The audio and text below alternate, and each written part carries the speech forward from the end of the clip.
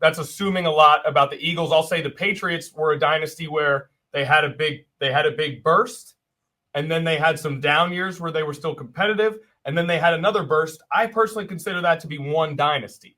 So I do believe that you can have a dynasty that if the Chiefs next year lose in the divisional round, and then the next year they lose in the Super Bowl, and then Andy Reid leaves and they reload for 2 years, and then Pat goes and wins back-to-back, that's still a Chiefs dynasty, right? Yeah, but there's room in between for another dynasty to grow. I mean, if there was a consistent team that went to the Super Bowl back to back or was in the Super Bowl consistently, that's room for a dynasty.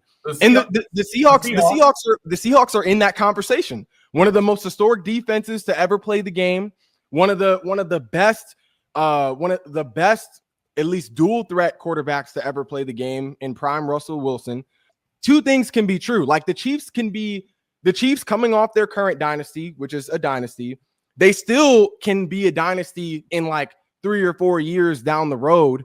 That doesn't mean that there can't be another dynasty in between those two eras, which I believe the Eagles have a strong chance of being. Yeah. Well, I'll put it this way. The word dynasty is a little tough. I'll say this. I think that you can absolutely have 2 or 3 great teams in the league at the same time. I think that's possible. I think that a dynasty is a hard thing to define. That's probably another podcast. But I think that the Chiefs and the Eagles can both be great, truly great teams in the league at the same time.